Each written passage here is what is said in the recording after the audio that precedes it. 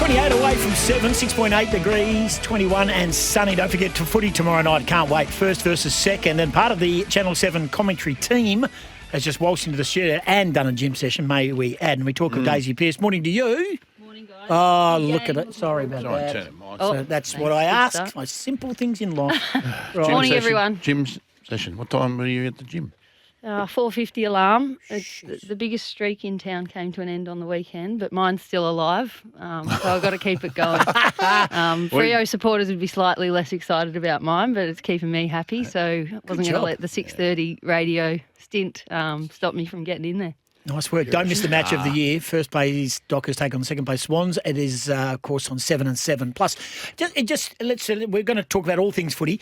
I know you had to step away a little bit for your commentary due to the AFLW role and the like and moving to WA because you had quite a prominent role initially, of course, in that, and that was one of your main shticks as being a player and a commentator. Did you like getting back into it? I know it's sort of a little bit of a taste now, and you're glad to be doing it again? Yeah, I've loved it. I enjoyed my time in the media. It was such a privilege to, sit in stadiums at big games like we'll be here tomorrow night and call it a job. You guys have done it. To talk footy and be involved in the game in that way was such a privilege and something I loved doing. But when I retired, I knew I'd miss belonging to a team and chasing something that you can win and, sort of being all in on something. So that's sort of why I lent over to coaching, and I've enjoyed that. But as I've kind of got my head around the calendar, a bit more foresight on our schedule and know where my gaps are and how much time and effort I have to put into things that I can prepare, I've found room to do a little bit of it. And not only do I enjoy doing the commentary to kind of scratch that itch that I loved, but it's so good for my coaching. You get so burrowed down in your team. Our off-season and pre-season goes so long where you're in training mode. So for me to pull my head out of that and how we are going about things and watch the best teams in the AFL competition go about it and watch it on a more analytical level than you would if you were just sitting on the couch at home being distracted by your 7-year-olds and the basket of washing over there. Like when I'm at home, you just watch like a fan. When you're at the game and you're preparing for broadcast, you watch it on a different level, and it just enables you to learn and grow. Like this is a good example. A couple of weeks ago, Geelong come over to play Fremantle, and I'm about to interview Chris Scott. Suddenly I'm chatting footy with Chris Scott for 20 minutes before I interview him.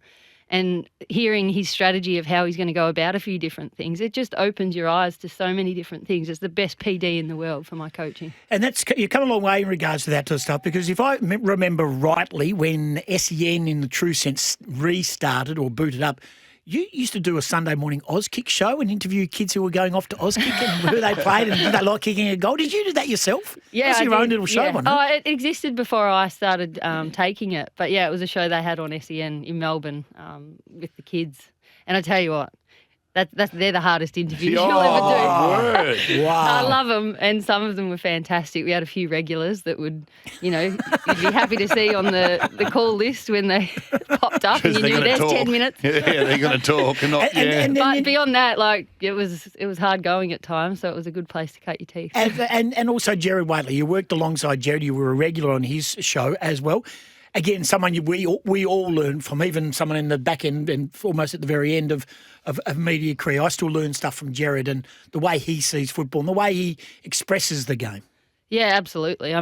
That's one of the things, just so grateful to have sat alongside and learnt from great footy people, whether it's at the Melbourne Footy Club, at SEN, working with Jared, really fortunate to have had those opportunities and just to have soaked in every little bit and learnt from the best. Well, sorry that you had to come in here this morning. Yeah, we'll drag you right back down. Do you still? I know you said when Geelong came here, you sat and had a chat with Scotty and that, and he's obviously open with you because you've got a trust level working with him in the past. Do you still speak to him from time to time if you've got questions or if you're trying to analyse the game or trying to find something new? Do you still speak to him or any other coaches? Yeah, bits and pieces. I mean, when he was over for Origin and that, he was very open, allowing me to get involved in that. And, everyone gets busy. I wouldn't claim for it to be a regular thing, but, super fortunate to have a good network now that if you've got questions or things you want to reach out for, whether that's Mick Stanier, who was my coach at Melbourne, now at Geelong, Darren Crocker's been great, always up for a phone call in terms of coaching and to sit down and have a coffee and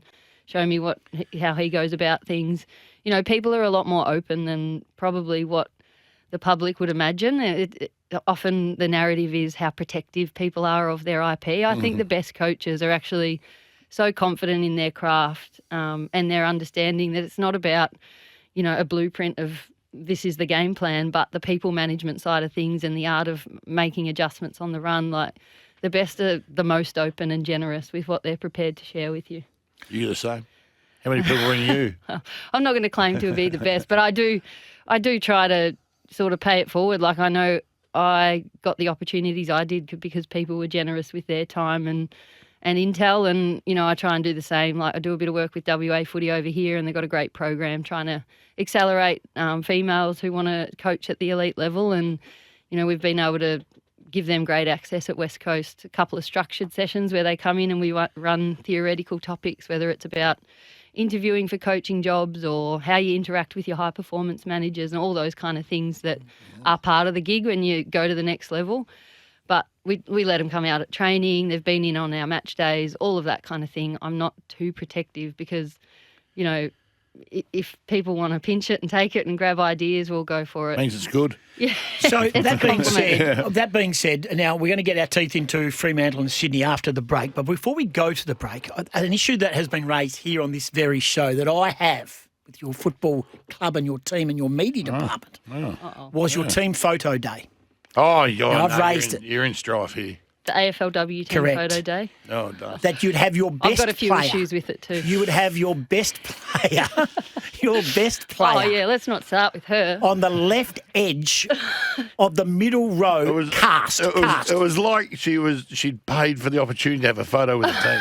Exactly Like right. a little corporate sponsor over there. Get over there on the left-hand So side. and again, Goss has blown up a bit. well, I just think to myself, that's not how you treat your best player, in my opinion, and that wouldn't have been a football department issue. It was a media department. They all held their name up. I wanted to play Jade Britton, who was mic'd up on the day. Oh, no. And this is an insight into Ella Roberts being cast in the team photo.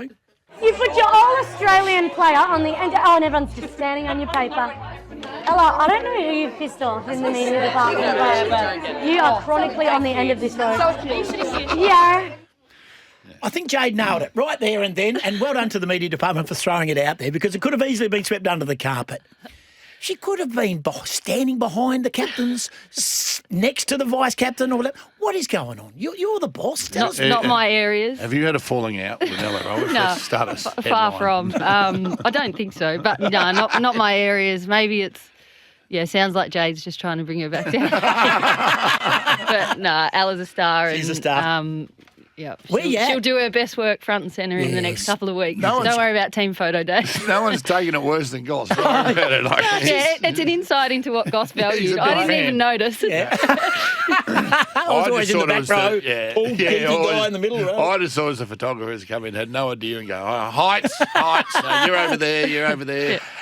It is happening real quick because you walked in and told us you got a pracky game this week, which I wasn't aware of. You've got Port Adelaide coming to town. Yeah, they fly Huge. over. They'd be flying over tomorrow for a Friday morning game, which is exciting. The AFL's extended the practice match series this year, so we traditionally play 2 and then roll into round 1, whereas we've got 4 this year. So a bit more opportunity to develop, which is great. And the girls are most definitely looking forward to playing against somebody else. You sort of hit that stage in the preseason where you're built to a point where your intensity's up, you want to play. Go.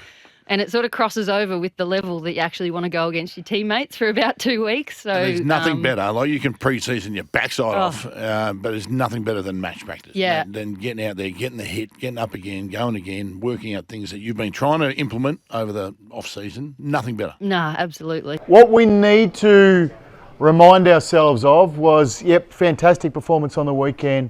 Really proud of ourselves, no doubt. Played one of our best games we've played in a long while. I'm sure those guys who were watching it on TV would agree. The challenge we have now is, we're okay again. We're back. Now it'll just unfold. Geelong this week, then Essendon, and we'll make the finals, and it'll just go on. No. One bite at a time. So one bite at a time means, how do I review? Do I review thoroughly, both with my coach, with my teammates, from an individual level, from a line level, from a team level? How do I attack tomorrow's training session? How do I prepare for T2 on Thursday? How am I preparing for the game? For this game upcoming only. One bite at a time. And after several bites, bite, as Joey just said, then the outcome will be the outcome. Love that. Adam Kingsley talking to his playing group yesterday after their performance against Fremantle. And, of course, Fremantle will get a chance to bounce back tomorrow night. Do you like hearing that type of stuff, Daze? Yeah, I mean, it's spot on, isn't it? Like, when you win, you don't want to ride the roller coaster and enjoy the nourishment and stop biting, as King Well, has it's put like it. J-Lo says 1-0. Yeah. 1-0, not 15 in a row, 16 in a row, Yeah, 1-0. understand what it is that goes into a winning week and just repeat that. And when you fall short, there's also an art in that, is not throwing everything out and reinventing, but going back to what you do well. They're good enough, GWS, to... I think they're good enough. Maybe it's just a team on paper or something, but I think they're good enough to not challenge for the flag, but disrupt it. Well, they played a pretty good brand of footy on the weekend. Yeah. They've been inconsistent this year, but if they could sneak in and wildcard, adds a whole new element this year that, play like that and get going in the back half, which they've done. That's sort of how their pattern has been with Kingsley, is take a little bit to get going and then come home strong. So who knows? Wins and losses suggest that tomorrow night is first and second. And we're talking to Daisy Pearce, who's part of the Channel 7 commentary team. 6:10 tomorrow night on 7 and 7 Plus. And don't forget, you can hear it on AFL Nation as well. But interesting, do you think they are the best two teams? Win-loss aside, when you're looking at the current crop of teams. Thank you, I'm a journo. Yeah. Do you think they are the two best teams? Yes. Yeah, I think so. Fremantle, absolutely. I think they've got a complete game at the moment. They can win in different ways, strong in the contest and around the midfield. A dominant ruck who is a headache for every team every week, and that's where the game starts. 60 times a game. Sound down back and a good defensive system, and then they've got ways to score ahead of the ball no matter the style of game they've got. So hard to go past them, I think, as the front runner. And then Sydney blistering early in the year, largely off the back of their attack and the way that they'd sort of changed the game in a sense in how aggressive they were being with handball and the numbers they were investing around the ball to be able to chain through and find those handball chains. I think teams sort of went after that in the last probably 4 to 6 weeks, and it's been hard for them to score. And because they're so invested on handball, when they turn it over, they were vulnerable defensively. So then goes on to Dean Cox and coaching staff to find a real plan B. Which I think that's what you're seeing now over the last couple of weeks. Against the Bulldogs, their ability, I think they took something like 97 marks, which is a lot more than what they had. So they've obviously gone to school on another mode and another gear so that they're not too tipped in on offense. That means they bleed back the other way when it's not working or when teams take it away from them. Brisbane exposed it. They got right up and defended, came at that handball so that they couldn't link out and do it. And once they took that, there were no other ways to score, but Sydney kept trying to force it. They turned the ball over, gave up about 8 shots at goal coming out of their kick-ins alone. In-game coaching, how quickly, when Dean Cox and his coaching staff could see that, we all saw it sitting at home, the commentators saw it, they're up in their grill, they're getting up there, basically as soon as they get it, and they're working the mark, all the simple things. How quickly in a game can you get messages to your players, switch to plan B, or have you not trained that? You can get the message out quickly. That's not the issue. But knowing they have the tools of what to do once that message comes is the key, and that's the bit that takes a bit more time. And I suspect, I reckon Fremantle are probably going through that phase now. It's not a bad thing that a few vulnerabilities have been exposed on the weekend, and they now add another tool to their toolkit so that come game day, when that scenario pops up again, they've got something to go to. So getting the message out isn't the issue, but having enough players that know how to arrest it on field just comes down to training and understanding and the composure and clarity of thought to be able to do it. It comes back to training moments in games as well. Like, a lot of clubs, it popped up 3 or 4 years ago that clubs were training for 2 minutes. 2 minutes to go, we're 6 points down, or 2 minutes to go, we're 5 points up, and that sort of stuff. So training moments in Monday, Tuesday, Wednesday, Thursday. Yeah, absolutely. And it's sometimes not, that is a good example, but it's sometimes not the last 2 minutes of the game, but you've gone a bit quick on the last 3 and it's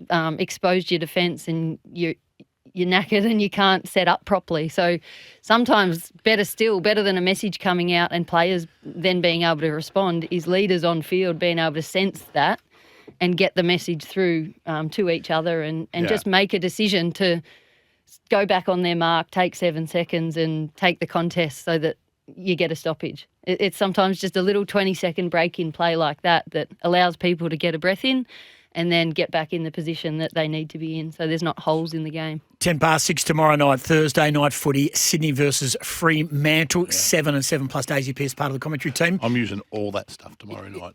I know you might have said you've heard this before, but I'm using everything she said on our call. Here you go. Give us 30. These are my give me your notes notes, tomorrow. mate. Notes, that's called preparation, Scott. And they're You typed might have out to and everything. just get a head around that. Give us 30 seconds as to who. I brought you a copy even. I accidentally printed 2. Appreciate your understanding. I need help. So you don't have to pay the 20 cents on Yes, Wikipedia. 22 pages, your Wikipedia. 22 pages. It's one of the biggest. Your Wikipedia page. Did my expression look like I didn't know then? That's what I was going for. Yeah. When's the last time you Googled yourself? What do you mean? Boy, am I What's impressive. Wikipedia? Is that normal? 22 pages. That's big. Give us 30 seconds as to, I know it's 36 hours out, but give me 30 seconds who wins the game and why. I think Fremantle will win the game. It's a guess. It's genuine 50-50 for me. I think Sydney with Goulden now up and going means you can't go after Heaney as closely. They've now got got 3 Warner as absolute well. stars. You got Goulden with a bit of footy under him now, Warner and Heaney, and a ruck that can go with Jackson. You know, there's not many other rucks in the competition that are as effective as Jackson around the ground. So I think Grundy in there makes a difference. So for me, it's going to be the best game of the year, I think. And Tip a winner. Exciting to think. Tip a winner. We'll play it. Freo, just because it's here. Friday morning, we'll play it back. Hey, Dace, thanks for dropping in. We appreciate it. Off to work, full day work at the club, and good luck on Friday morning against Port Adelaide and a scratchy. Thanks, guys. Good to see you. Daisy Pearce, AFLW coach and Channel 7 expert, joining us and fitting in gym sessions and training sessions. Absolutely great with her time. We'll see her on the footy We are tomorrow such night. underachievers, you and I.